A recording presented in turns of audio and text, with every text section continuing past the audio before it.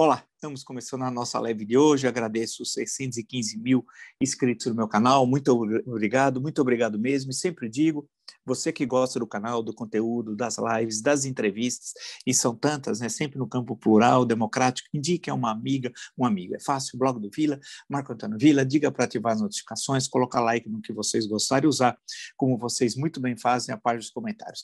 Antes da gente continuar, temos uma convidada especial, é a Letícia aqui. Olá, Olá. tudo bem?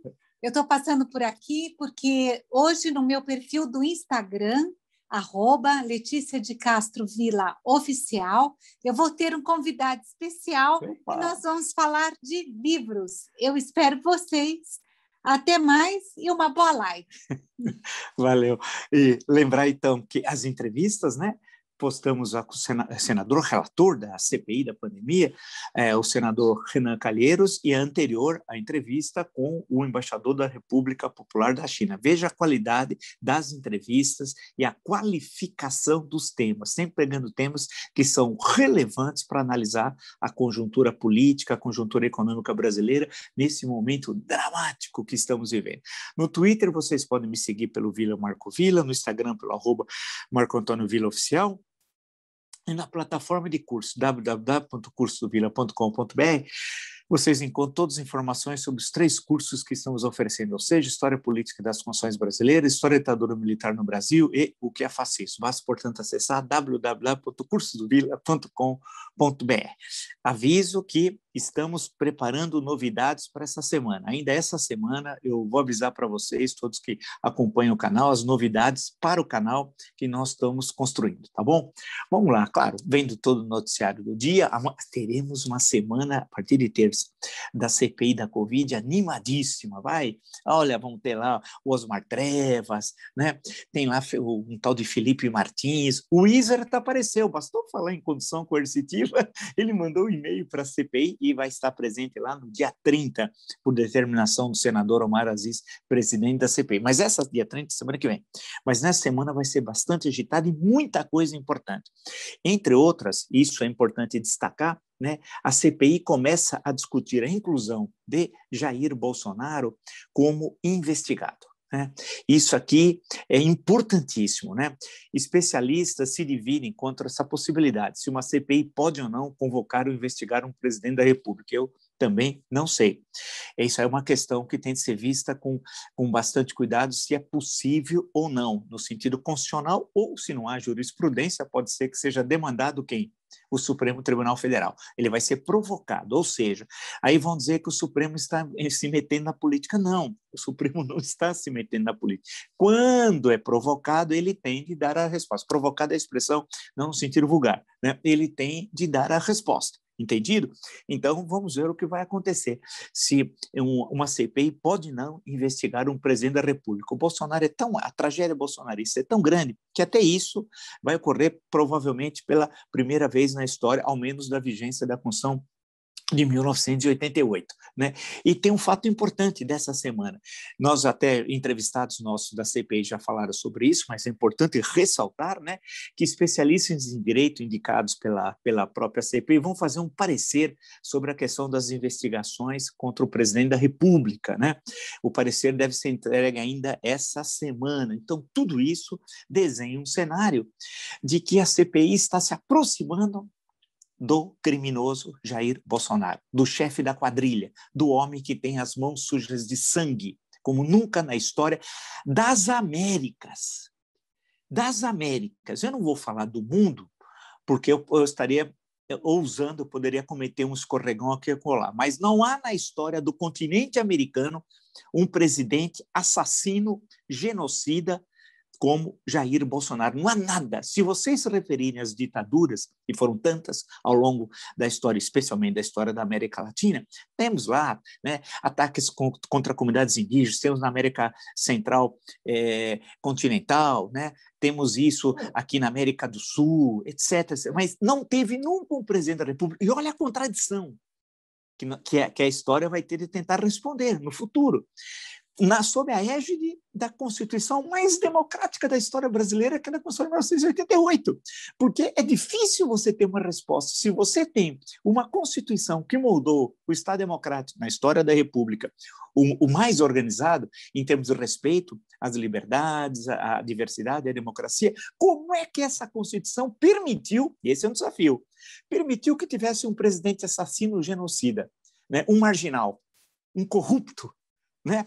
Porque ele já tinha cometido a corrupção durante 3 décadas, portanto, é a continuidade delitiva ao cubo, no mínimo, né? Ao cubo, e vai pondo, né? O sujeito é o peculato, que é o peculato, é uma coisa muito amena, desvio de recursos públicos, mas na essência, no sentido popular, é ladrão, é pegar dinheiro público e roubar, né? E ele fez isso durante 30 anos, 2 vereadores, 28 deputado federal. Não satisfeito em ele roubar, colocou os filhos para roubar, porque o esquema da quadrilha, ela se espalhou para a Câmara Municipal do Rio de Janeiro e para a Assembleia Legislativa do Rio de Janeiro, e ele na Câmara Federal organizando essa quadrilha. Então, ele tem todo esse espírito, entre aspas, da coisa pública. Coisa pública para ele é coisa privada, né? E agora o que está acontecendo? A CPI está se aproximando, e olha que eu cantei a bola. A CPI vai ter reunião hoje, à noite, discutindo isso. Eu tinha falado durante o final de semana que uma das questões envolve os hospitais federais do Rio de Janeiro, controlado por milícias e por um senador miliciano. Quem? Não sei. Se vocês sabem, aproveitem a parte dos comentários aí embaixo, né? E escrevam, né? E ali tem o controle de gastos do hospital, compra de medicamentos, materiais, equipamentos, né? E tem um senhor que quer depor a CPI, mas está ameaçado de morte pela quadrilha. Um senhor que serviu a reticências. Aguardem, que já me contaram. Então, aguardem e, portanto, além de o laboratório Precisa, que eu nem sabia que existia, confesso a vocês, também vai ter depoimento essa semana na CPI, que, segundo o senador Renan Calheiros, está na entrevista, aqui assistam, eles estão intermediando uma compra de vacina no valor de 1,4 bilhão, né, de reais, e eles teriam um lucro de 500 milhões de reais, meio bilhão. Estranho, né? Também acho estranho. Investigação. Mas, no caso do criminoso Jair Bolsonaro, o homem que matou 500 mil de brasileiros, vai ficar ao longo da história, né? Vamos falar em certo momento na história do Brasil, nos anos 2020 e 2021, teve um presidente que matou 500 mil de brasileiros. Isso daqui vai ficar, né? Essa mancha, esse oceano de sangue que esse homem produziu, né? Ladrão, corrupto, cruel, covarde, é um homem covarde. E para mostrar, né? E ele está com medo por quê?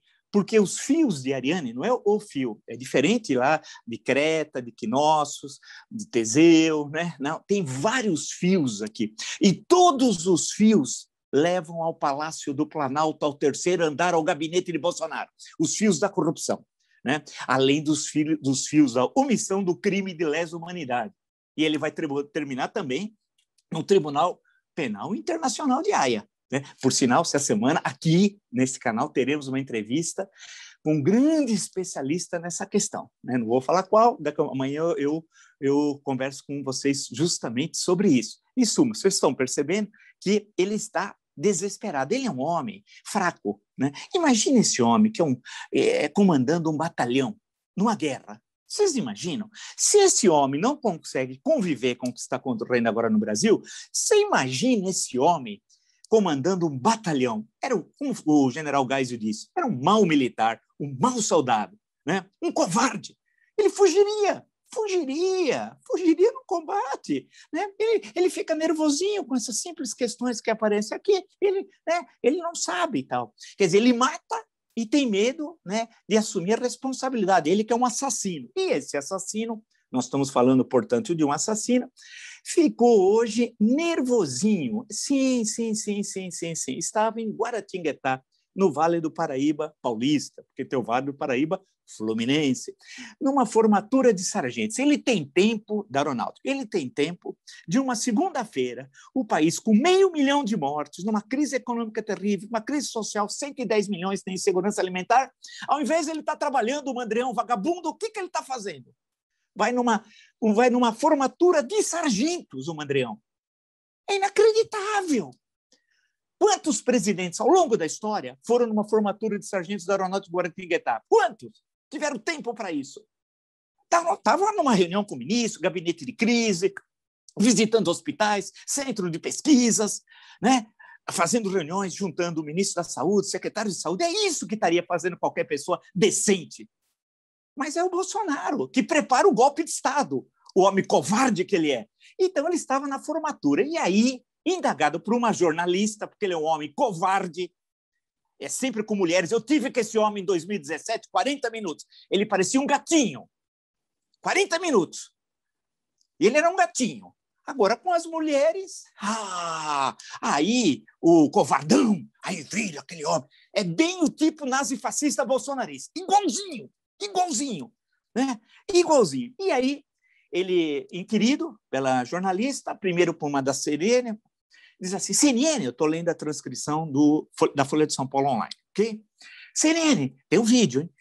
1 minuto e meio. CNN, vocês elogiam a passeata agora de domingo, né? Jogaram fogos de artifício em vocês e vocês elogiaram ainda, né?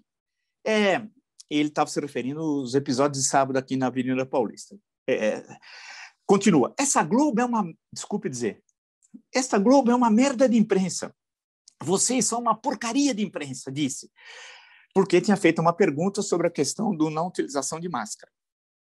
Por uma jornalista. Olha a linguagem de marginal. Não é um bandido? Esse homem não é um bandido. É um bandido. Olha como ele se refere. Nunca o presidente da República teve essa linguagem de sarjeta. De sarjeta. Esse homem é da sarjeta. E tem gente que defende esse homem. Esse homem é da sarjeta, é um bandido. Olha como o bandido diz. Essa Globo é uma merda, desculpe dizer, é uma merda de imprensa.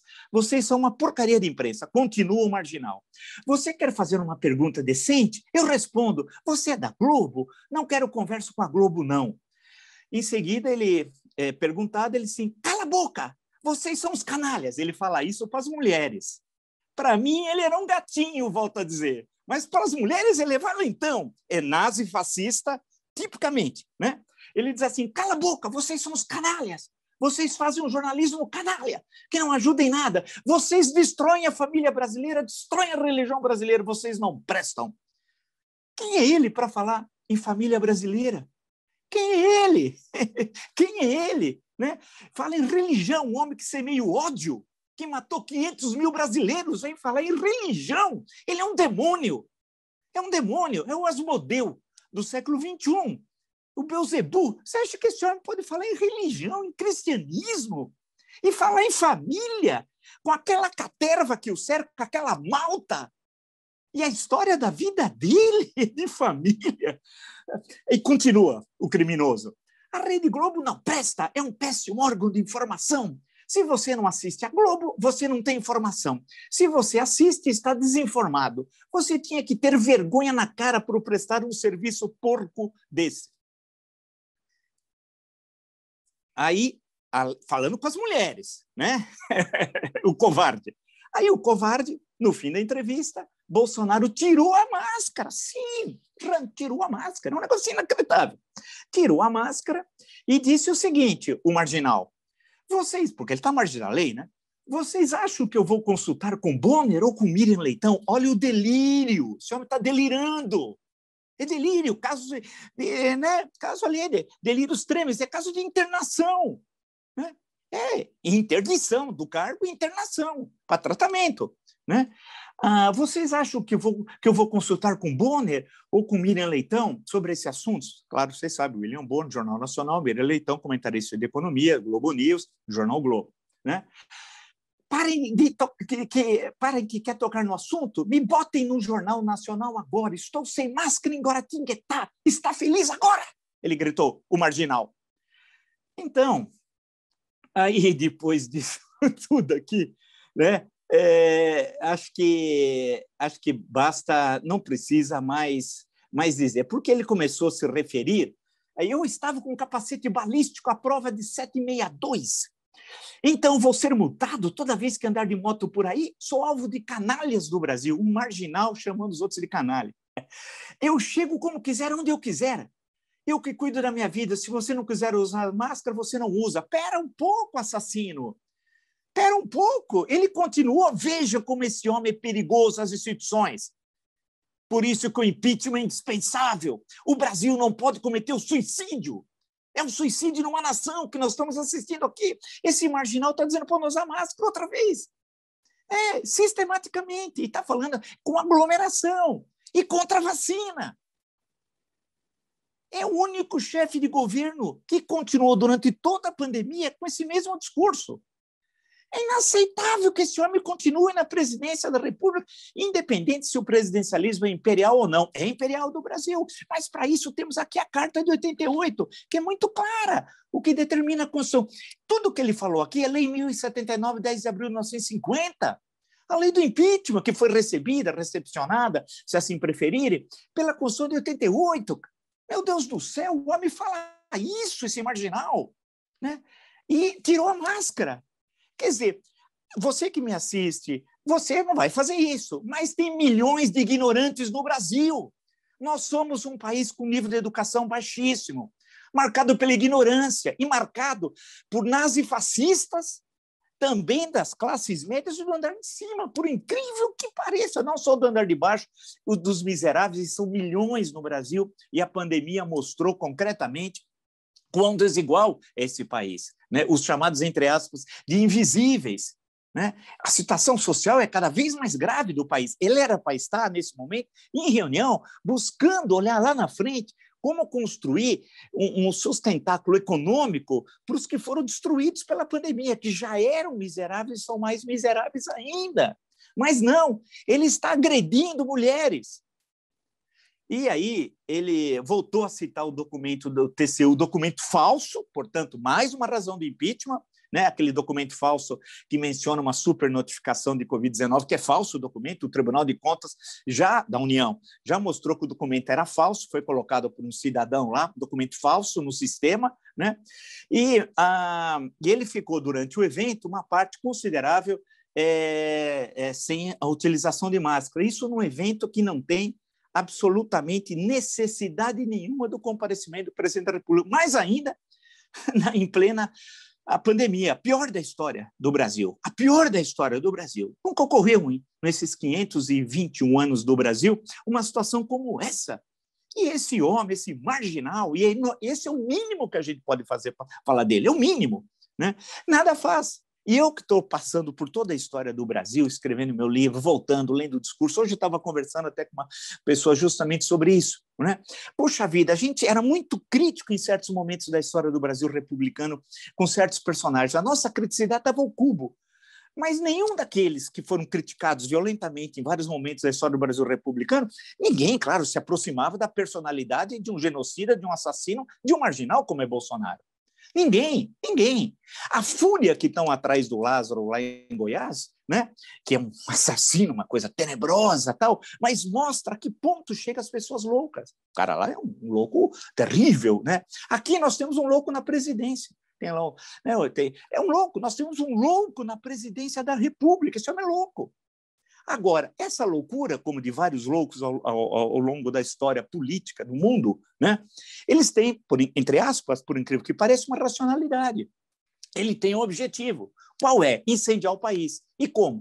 Desmoralizar o processo eleitoral do ano que vem, acusar que o sistema de votação leva a fraude, voltou a falar sobre isso, o criminoso, o marginal Bolsonaro, voltou a falar sobre isso, né? O que é uma mentira, porque não há nenhuma prova, ele não apresentou até hoje, desde março do ano passado, que ele prometeu apresentar as provas. Cadê as provas? Inexistem. Claro, porque não ocorreram. Né? Ele, ao mesmo tempo, no meio da pandemia, ele fomenta comportamentos que vão de enfrentamento às normas sanitárias determinadas pelas autoridades de saúde, né? E e assiste passivamente a morte de 500 mil brasileiros, junto com os ministros que são da caterva bolsonarista e têm de sentar no banco dos réus, da nossa Nuremberg, o nosso Nuremberg. Eu acho que a acusação do IAIA vai ser, certeza, o Tribunal Penal Internacional. Mas vai ser pela primeira vez na história, né? Um presidente brasileiro denunciado ao Tribunal Penal Internacional. E ele vai ser denunciado, porque o caso dele se aplica, o crime de lesa humanidade. Provas não faltam, são inúmeras, e isso vai ocorrer. Mas isso tem, em certo momento, inicialmente, um caráter mais simbólico do que real. Mas nós temos de olhar questões aqui, ousar pegar um grupo de juristas e entrar com essa acusação com base no nosso ordenamento legal, com base na Constituição, e aqui julgá-lo. E ele sabe que a hora dele está chegando, do julgamento. Ele sabe que vai para a cadeia. Hoje eu vi o senador Randolfo Rodrigues numa gravação, foi até postado pelo gabinete dele aqui, eu vi na imprensa, né, que encontrou lá, ele estava sendo vacinado, um bolsonarista, tem 1 minuto e pouco também, que começou a dizer aquela bobagem de CPI, não sei o quê, e o senador, de forma que eu, inclusive, presto aqui minha solidariedade ao senador, falou, não, mas o Bolsonaro é criminoso e o Bolsonaro vai ser preso. Isso disse o senador Randolfo Rodrigues. E é verdade. Ele é criminoso e vai ser preso. E ele está agora com medo, porque está começando a cair, né? Cair o castelo de cartas, a casa está caindo, né? A casa está caindo porque a CPI está chegando, e olha, nesse espaço, vocês são testemunhas, eu disse que ela era fundamental, que ela ia colocar o dedo na ferida do nazifascismo, e pegou, né? Não só entre aspas, que configura a omissão dele com toda aquela questão da imunidade de rebanho, sabotou a compra das vacinas, Coronavac, Pfizer, né? Todos aqueles atacou o distanciamento, a utilização de máscara, em suma, ele conspirou contra a saúde pública, né? Tudo aquilo que mostra que ele é o principal responsável por essa tragédia. Alguém vai dizer assim, mas espera, a pandemia foi mundial. É verdade, você tem toda a razão, porém, nós teríamos condições de fazer com que, no mínimo, 3/4 do que ocorreu não morressem, né? São pessoas que vão deixar suas famílias e deixaram suas famílias sem o titular, aquele que sustentava a casa, e muitas vezes era um idoso aposentado, como eu já comentei isso com vocês, né? O senador Otto Alencar tem até um projeto, ele estava contando o caso da Bahia, né? Você muitas vezes, dada a decadência, um dos sérios problemas econômicos do país, porque antigamente o pai tendo visto o progresso econômico, ia ter condições muito melhores do que o filho, né? Do que o seu pai. E o seu filho seria melhor que ele, ou seja, o filho teria condições de vida melhor que o pai e melhor que o avô. Havia sempre, portanto, uma escala de progresso. Uma geração vivendo melhor que a outra, né? O Brasil, durante 50 anos, foi o que mais cresceu no mundo ocidental no século XX, entre 1930 e 1980. Só que isso acabou. E não é de hoje. Então, muitas vezes, o aposentado é que sustenta o filho e os netos com dinheiro da aposentadoria e a morte. E foram milhares e milhares e milhares de aposentados, né? Isso atingiu quantas famílias, né? Quantas famílias? E aquelas que tinham um recém-casado e que estava montando a sua família, casar, papapá, e aí é pego no contrapé pela Covid-19 e morre. Quer dizer, nós temos de ter uma política social para essas pessoas e os sobreviventes, que vão levar sequelas por toda a vida, que eu chamei até na entrevista aqui é a última no nosso canal, dos veteranos da Covid-19, que é uma guerra. Igual quando você volta de uma guerra, tem os veteranos em certos países da Coreia, da Segunda Guerra Mundial, do Vietnã, me referindo aos Estados Unidos, né? Então, você tem uns veteranos, sim, que são sobreviventes e que não vão ter dificuldade de se encaixar no mercado de trabalho, porque não poderão fazer o mesmo trabalho que faziam antes, pelas sequelas da Covid, vão ter problemas emocionais, vão precisar ter fisioterapia, vão precisar comprar remédios. Como é que eles vão fazer? Já que são os mais pobres do andar de baixo, como é que fica isso? Era isso que esse presidente marginal deveria estar fazendo agora, desenhando programas, olhando para frente, chamando especialistas, vendo o que o mundo está fazendo, tentar aprender as boas lições do que possa estar ocorrendo. Mas o assassino, o ladrão, o corrupto, está fazendo isso aqui, fazendo agressões desse nível. Nunca um presidente do Brasil teve uma linguagem de sarjeta como esse homem. Agora, não é possível, quer dizer, ele tem de ser... E aí o meu canal, volta a dizer, foi o primeiro a colocar a questão da interdição judicial. Foi o primeiro, e quem colocou foi numa entrevista, vejam, pode ir lá, Dr. Miguel Reale Júnior, foi o primeiro a falar isso, ano passado, Está aqui no canal, assistam. E ele também escreveu, acho que no Estadão, também sobre isso, né? Foi o primeiro a dizer, e foi aqui nesse espaço, né? Que era necessária uma interdição judicial. Por quê? Porque esse homem está fora dos padrões ali, né? Normais, vamos chamar assim. Esse homem é louco, numa linguagem mais vulgar. Ele é louco. O marginal, o assassino, o ladrão é louco. E não é possível ter um louco na presidência da República. A questão é óbvia. Né? Nós já tivemos problemas desse tipo, mas não, eu estou falando desse tipo de pessoas que estavam levemente perturbadas, não é o caso dele, que está gravemente perturbado, em 1919, mas aí havia uma questão constitucional, que no caso de um presidente não ter cumprido 2/3 do mandato, etc., rezava a Constituição de 1891. Aí vai ter novas eleições, com a morte de Rodrigues Alves, que não tomou posse, morre em janeiro de 19, tem novas eleições e o Epitácio Pessoa vai ser eleito presidente, né? E a questão, portanto, havia alguns problemas com o Delfim Moreira, evidentemente que não há nenhuma comparação, registre, entre Delfim Moreira e Jair Bolsonaro. Só para ficar claro, né? Delfim Moreira já tinha uns problemas de ordem psiquiátrica, tal, mas independente disso, ele não poderia permanecer na presidência. Não é o caso do Floriano Peixoto e Deodoro, que é uma outra história que um dia depois nós podemos conversar melhor sobre isso, em outro espaço. A questão que se coloca, portanto, aqui é de uma gravidade isso daqui, você fica atônito. Eu fiquei atônito. E, segundo, estou citando o Globo como fonte, por meio de nota, a Globo é a TV Vanguarda, lá da São José dos Campos, foi em Guaratinguetá o episódio, o registro, né? Repudia o tratamento dado pelo presidente e a repórter Laurene Santos, também a minha solidariedade, que cumpria apenas seu dever profissional. Não será com gritos nem intolerância que o presidente impedirá ou inibirá o trabalho da imprensa do Brasil.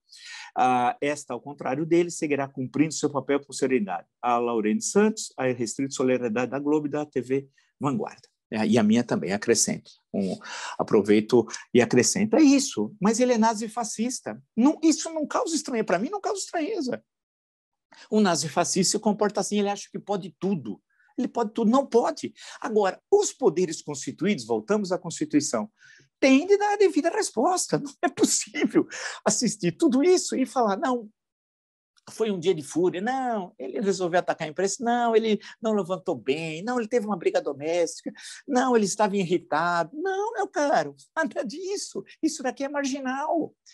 Quebrar o decoro, até, que está na lei 1079, é até pouco, porque isso daqui, muitas vezes teve presidentes que cometeram vários escorregões de linguagem, momentos, mas desse comportamento, o que ele fez, chamar, eu não vou ler tudo aqui, né?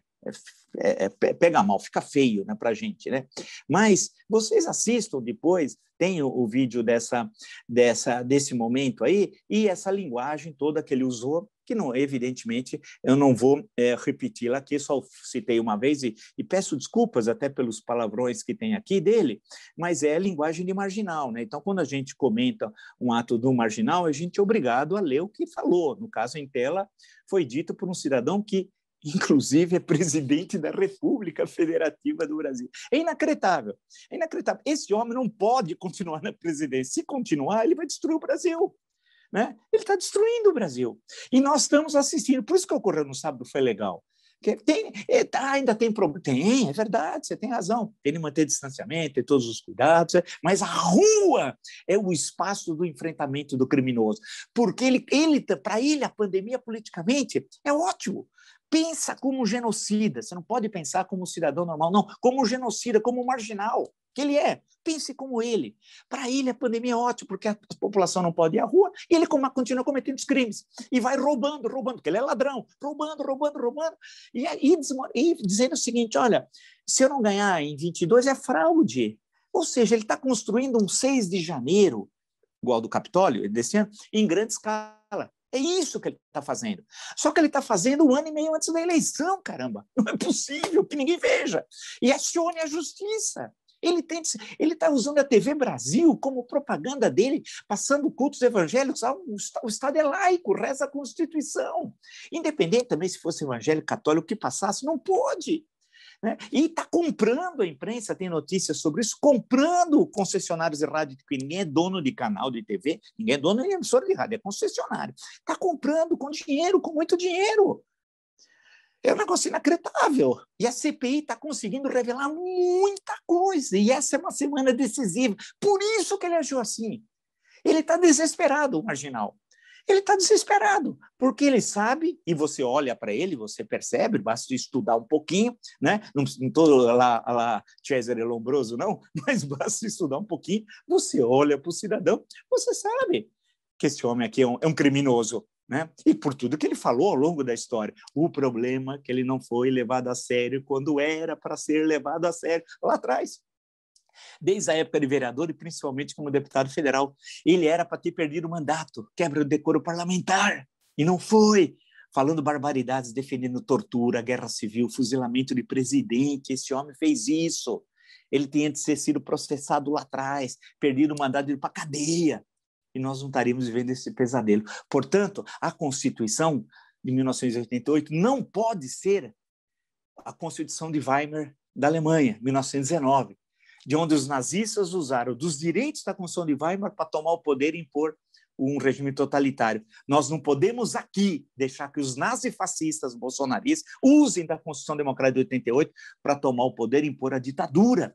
E, olha, tem de resistir rápido, antes que seja tarde demais. Nós estamos falando com marginal. Marginal não tem medo, assim, de nada, de cometer crimes. Tem medo de enfrentamento, assim, né? Com mulher, mas de cometer crimes. E ele vai cometendo os crimes e não tem resposta. Ele vai cometendo crime, lembra? 2 passos à frente, 1 atrás. 2 à frente, 1 atrás. Assim, tem de ter a resposta das instituições. Isso daqui não pode passar com uma nota da Associação Brasileira de Imprensa, Associação dos Jornalistas, parará. Não, ou de um partido político, soltar uma tuitada, mas é necessário usar os instrumentos legais que dispõem o ordenamento brasileiro, e rápido, para enfrentar esse marginal, esse assassino, esse genocida. Essa linguagem aqui é de bandido. Tem bandidos no Brasil que têm linguagem mais educada, mais cordial do que o genocida que está na presidência da República. Uma vergonha para ele não tem vergonha, é vergonha para nós. E a posteridade vai ficar essa marca que os brasileiros de 2020, 2021 assistiram um bandido marginal governar o nosso país. Isso é intolerável, intolerável. É necessário uma ação, porque se for esperar esses aí que estão olhando o que está ocorrendo no governo para roubar, né? Vocês estão vendo a história do orçamento. O que teve de pedaladas ali não está escrito. Teve gastos de 20 vezes mais do que poderia. Se comparar com o episódio de uma, é gozação que esse homem está fazendo no campo orçamentário. Por isso que tem qual é o caminho republicano? Constituição, ordenamento legal. É isso, né? Os juristas estudarem, entrarem com diversas ações, porque o Brasil não consegue conviver tendo um bandido na presidência da República. Se você gostou dessa e tantas outras lives no meu canal, das entrevistas, da nossa perspectiva em defesa intransigente da República, da democracia, do Estado Democrático e da Constituição de 88, indique a uma amiga, um amigo. É fácil, o blog do Vila, Marco Antônio Vila, diga para ativar as notificações, colocar like no que vocês gostarem, usar, como vocês muito bem fazem, a página dos comentários, né? Lembra as últimas entrevistas? Postamos hoje com o senador relator da CPI da pandemia, senador Renan Calheiros, e postamos a anterior com o embaixador da República Popular da China, o Sr. Yang Wanming. É a única entrevista, única entrevista que ele deu para um pesquisador, um jornalista brasileiro, né, de uma conversa entre ele e uma outra e um brasileiro. Ele tinha dado no máximo entrevistas, né, muitas vezes coletivas, com as pessoas passando. Foi uma conversa muito legal, especialmente no campo econômico. Tem muita informação extremamente legal.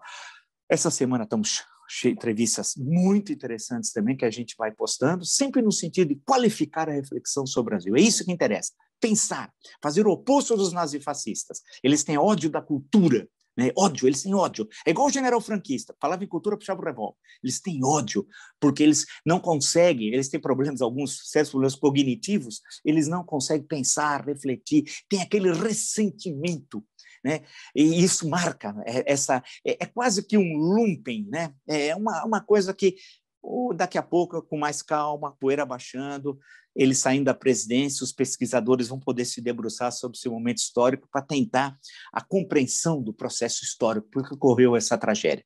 Bem, no Twitter vocês podem me seguir pelo Vila Marco Vila, no Instagram pelo @MarcoAntônioVilaOficial, na plataforma de curso www.cursovila.com.br. Lá vocês encontram todas as informações sobre os 3 cursos que estamos oferecendo, ou seja, História Política das Constituições Brasileiras, História e Ditadura Militar no Brasil e o que é fascismo. É muito fácil, basta acessar www.cursosvila.com.br. Nos encontramos amanhã. Amanhã também temos mais uma entrevista que postaremos e vamos acompanhar e ver o que vai acontecer amanhã na sessão da CPI da Covid. Até!